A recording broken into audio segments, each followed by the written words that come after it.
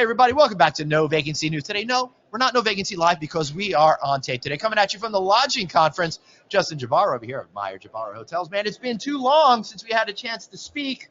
I don't want to talk about the past. I want to look forward. How are you thinking about opportunity for this year and next year? Well, it's great to be here. Yeah. It's the first time I've been on a airplane flight this long in a very long time. So, yeah, coming from the New York area. Yeah, coming out of New York. So, but it's nice and it's busy here. There's a ton of people. I think the industry is recovered or recovering. Yeah, totally. And we're busy. I mean, we're busy. Big focus. We came out of COVID stronger than we expected. Mm-hmm. And come a little bit closer so we can make sure you can see. Yeah, stronger than we expected. Mm-hmm. The portfolio is growing. Yeah. And we continue to invest in it. So we've been adding to our development team. We just brought on a VP of investments and asset management, help us with our underwriting, and we're actually hiring a senior VP of investments too. Oh my goodness! So we're out there. We're looking to acquire hotels. We had a nice run over the last 12 months. That's awesome. Thank you. Yep. And so it's good. I think that the world is rosier than we thought it would be. All right. So since you're so focused on development, a couple of questions for you in that regard. Number one, what types of properties are you interested in creating right now? And then we'll get into some of the other stuff. So, I mean, you've got to look at the world differently. Yeah. And so with interest rates going up, pricing still very high. We're finding that it's just very hard for us to compete on some of these. So we've had to work not one times, two times, three times harder, to find the assets and to get more creative with them. So we're working. We just finished a portfolio of boutique assets through New England. All of them except for one are repositionings. So relatively hairy deals. I think that's why we were able to pull them off and figure them out. But we see that there's a lot of value creation in there.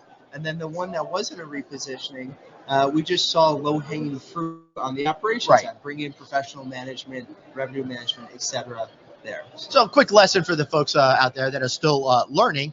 When you have an opportunity to get in and buy a hotel at a lower price, often it's got the bones that you put a little money into it through a PIP, a property improvement plan, in order to make it a much more profitable venture. In fact, that's the way a lot of developers make their money when it comes to repurposing assets, for one, right? So what are you thinking about in terms of the types of brands that you're putting on it? Is it more of what's available in the market, or is there a particular segment that you like to specialize in?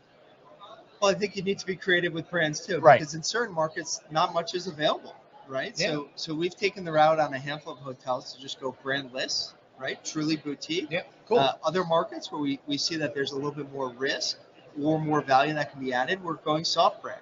Yeah. And so we really, it's case by case and asset by asset. But what we're seeing is there's a lot more brands out there. Even from the last time we spoke, I think there's been two handfuls, if not three handfuls, of brands that have been launched. Right.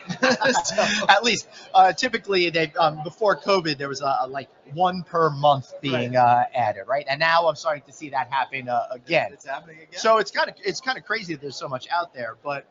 If you've got like 31 properties now. That's correct. Yeah. To me, maybe I'm wrong, but to me, it's kind of like a transitional point where you're moving from that smallish company to a bigger company, and you kind of have to rethink everything, right?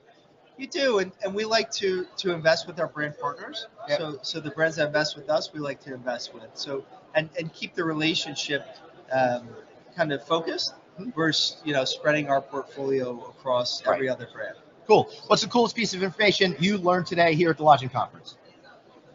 Well, it's good to be back. I mean, I think that's what I learned was there's a lot of people here. Yeah, people are on the road, and it feels good. Yeah, it feels really good. I love talking to you, Justin. Thank you. We're going to have to get you back real soon. Everybody, thanks so much for watching another special episode here at No Vacancy News today. Go to novacancynews.com, get our whole database of shows, including our regular 3 times a week live shows, plus our drinking show, Friday Night Audit. See you all next time.